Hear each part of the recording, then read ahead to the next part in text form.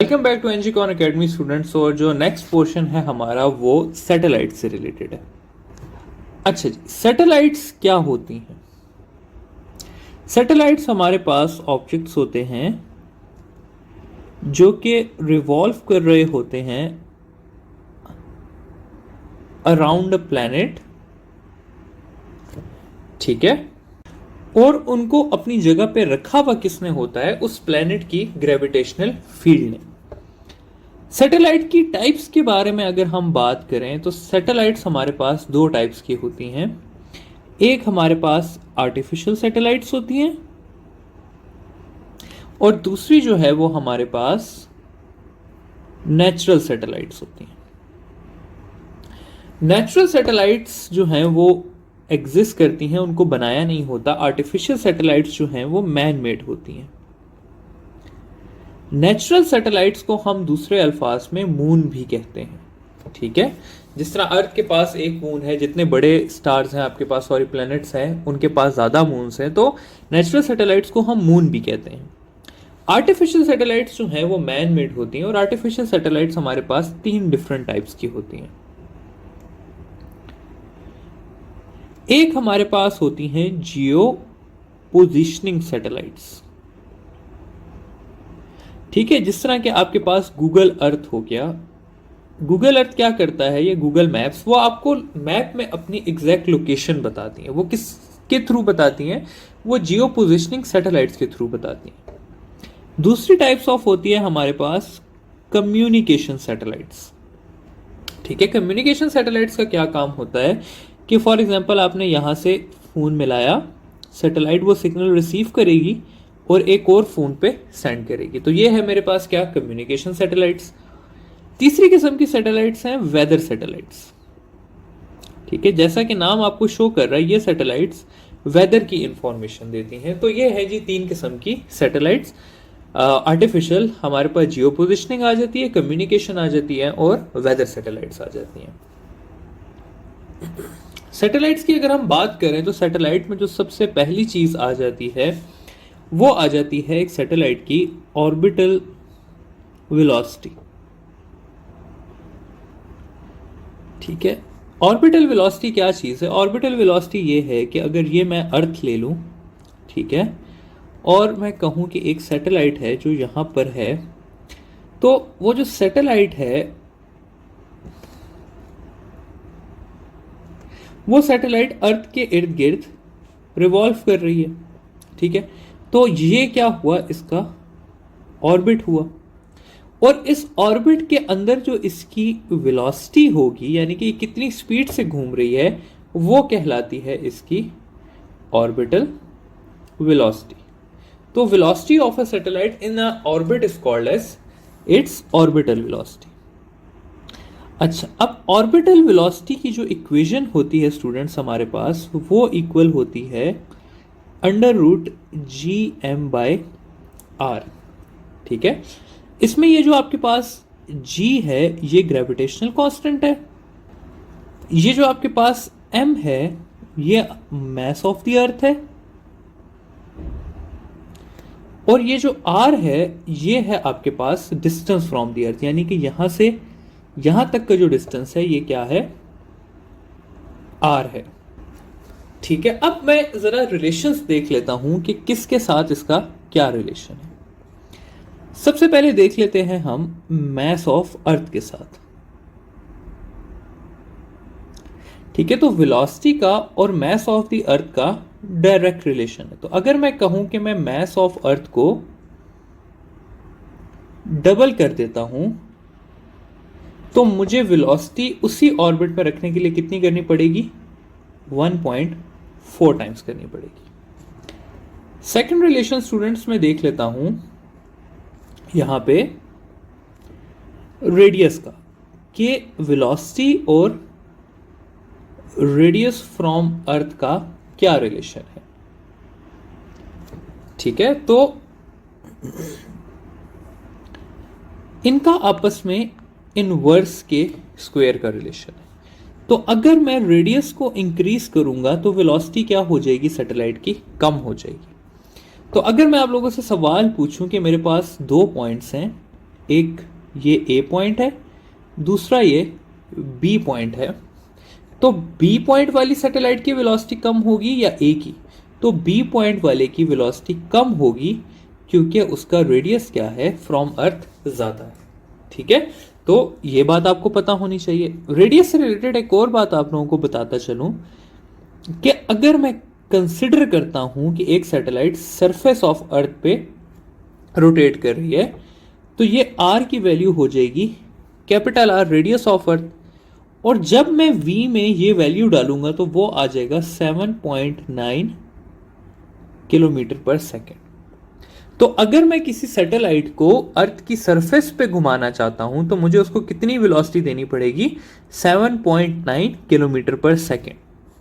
और इस वेलोसिटी से वो अर्थ का एक कंप्लीट राउंड 84 मिनट्स में कर लेगी।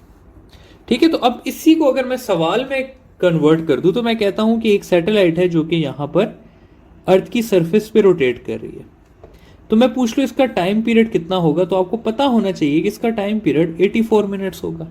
मैं पूछ लूं इसकी वेलोसिटी कितनी होगी, तो आपको पता होनी चाहिए कि इसकी वेलोसिटी 7.9 किलोमीटर पर सेकेंड होगी। ठीक है, तो ये है relationship of mass and relationship of distance from the earth.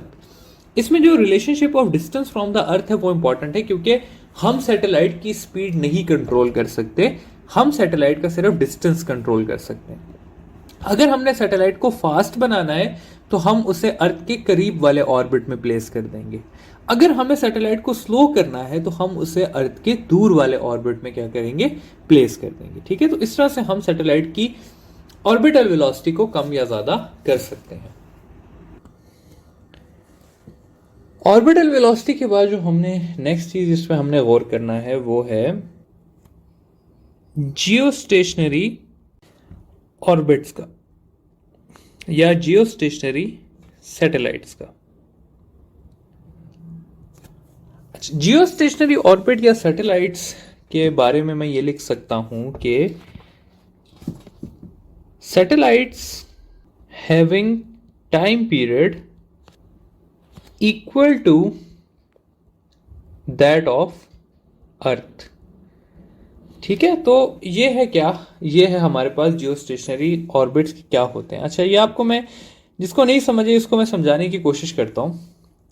देखिए स्टूडेंट्स, मैं कहता हूं कि ये है जी हमारे पास अर्थ। ठीक है, और मैं कहता हूं कि एक सैटेलाइट है वो अर्थ के काफी करीब है। अब ये सैटेलाइट लेट से चाइना ने अपने लिए बनाई थी ताकि ये अपनी कम्युनिकेशन कर सके। अब इस सैटेलाइट का टाइम पीरियड है 84 मिनट्स, यानी कि 84 मिनट्स में ये फुल अर्थ का राउंड कंप्लीट करेगी। मैं कहता हूं जी चाइना ने भेजा और हम देखते हैं जी कि 10 मिनट्स के बाद जो है, क्या ये चाइना के ऊपर होगी? नहीं जी, ये 10 मिनट्स के बाद चाइना के ऊपर नहीं होगी। 10 मिनट्स के बाद ये इधर आ चुकी होगी। यहां पर अब ये किसी और कंट्री को जो है वो अपनी सर्विसेज प्रोवाइड कर रही होगी। तो क्या चाइना को इसका फर्क कुछ फायदा हुआ? नहीं हुआ। चाइना को तो ऐसी सैटेलाइट चाहिए जो कि कंटिन्यूसली चाइना के ऊपर रहे। ठीक है, तो यहां पर हमारे पास आ जाता है किसका कॉन्सेप्ट? जियो स्टेशनरी ऑर्बिट्स का कॉन्सेप्ट। जियो स्टेशनरी सैटेलाइट क्या होती है? जियो स्टेशनरी सैटेलाइट एक ऐसी सैटेलाइट होती है जो कि 24 आवर्स में अपनी एक कंप्लीट रोटेशन करती है। ठीक है, अर्थ भी कितनी देर में करती है? 24 आवर्स में। और ये सैटेलाइट भी कितनी देर में कर रही है? 24 आवर्स में। तो जो चाइना के ऊपर वाली सैटेलाइट थी वो हमेशा कहां रहेगी? वो चाइना के ऊपर ही रहेगी। ठीक है, तो जियो स्टेशनरी और ये जो हमारे पास सैटेलाइट्स हैं, इनका टाइम पीरियड कितना होता है? इनका टाइम पीरियड 24 आवर्स होता है। कॉन्सेप्ट क्या है कि ये अर्थ के टाइम पीरियड को मैच करती हैं। ठीक है, अच्छा, अब हमने ये पढ़ा था स्टूडेंट्स के वेलोसिटी ऑफ जो सैटेलाइट है वो है Gm/r। इसमें देखें स्टूडेंट्स, हम m को चेंज नहीं कर सकते, हम g को चेंज नहीं कर सकते। सिर्फ एक चीज जो हमारे बस में है वो है रेडियस फ्रॉम अर्थ। तो मैं क्या करता हूं कि मैं सैटेलाइट को दूर लेके जाता हूं। जितना ज्यादा दूर लेके जाऊंगा, रेडियस बढ़ाऊंगा, उतनी वेलोसिटी क्या होगी? कम होगी और उतना ज़्यादा टाइम पीरियड क्या होगा, कम होगा।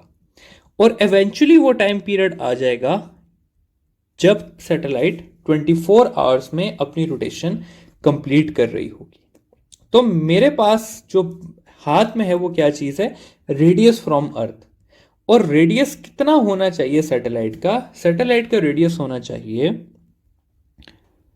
GMT² divided by 4π² whole raise to the power 1/3।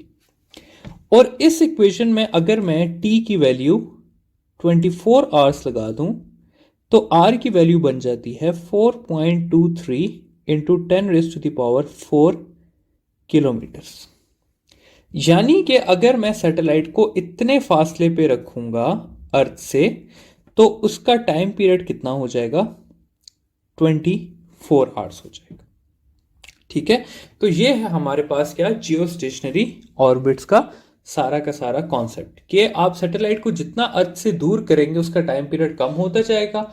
एक खास डिस्टेंस आएगा कि जब सैटेलाइट की रोटेशन का टाइम पीरियड और अर्थ की रोटेशन का टाइम पीरियड सेम हो जाएगा।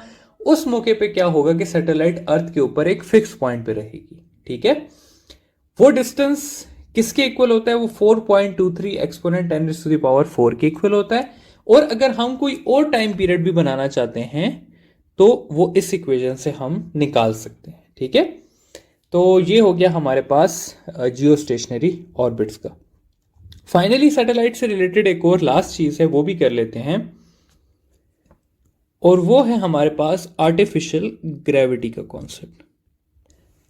अच्छा जी, आर्टिफिशियल ग्रेविटी क्या होती है?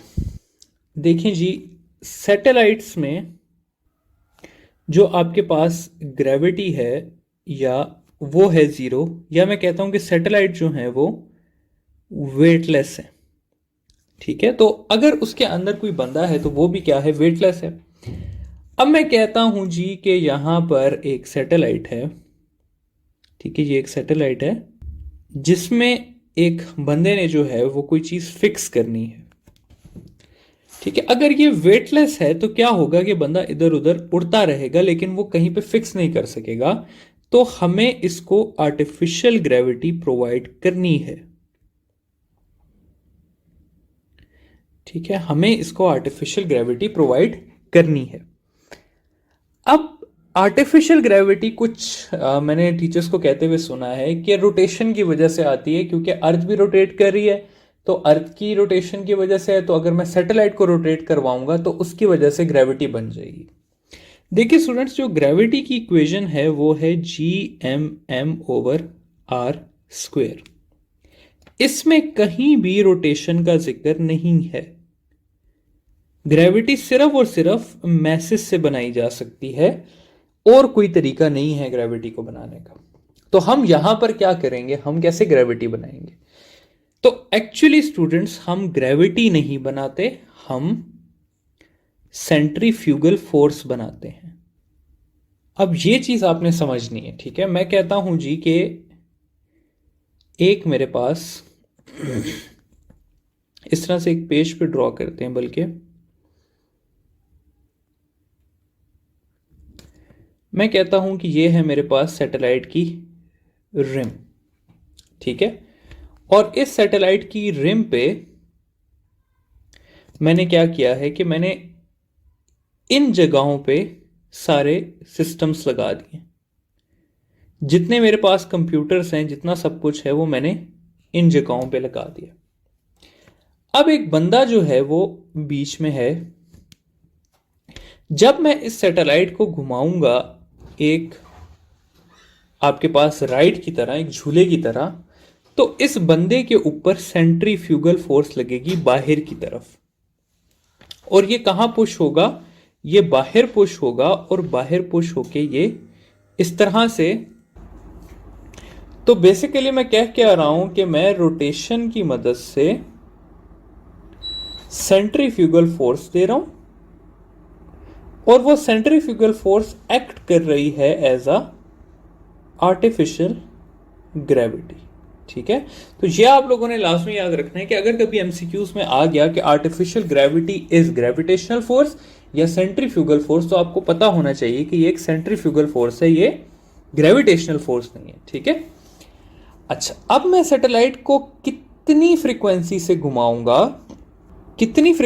घुमाऊंगा कि उसकी जो सेंट्रीफ्यूगल फोर्स है वो इक्वल टू हो जाए ग्रेविटेशनल फोर्स के। ठीक है। तो उसके लिए हमारे पास एक इक्वेशन है कि F is equal to 1/2 A/r। ठीक है। और अगर मैं इस A को इक्वल टू G करना चाहता हूं तो इस इक्वेशन को मैं चेंज कर दूंगा कि F is equal to 1/2 G/r। और इसमें ये जो R है ये रेडियस ऑफ अर्थ नहीं है स्टूडेंट्स, ये रेडियस ऑफ सैटेलाइट है। ठीक है। तो इस इक्वेशन के जरिए आप फाइंड कर सकते हैं कि आपको कितनी फ्रीक्वेंसी से सैटेलाइट को रोटेट करना चाहिए ताकि उसकी जो ग्रेविटी है वो इक्वल टू अर्थ हो जाए और अंदर जो आपके पास एस्ट्रोनॉट है उसको ये फील हो कि वो एक नॉर्मल एनवायरनमेंट में है। ठीक है। तो ये हो गया हमारे सैटेलाइट से रिलेटेड टॉपिक्स खत्म।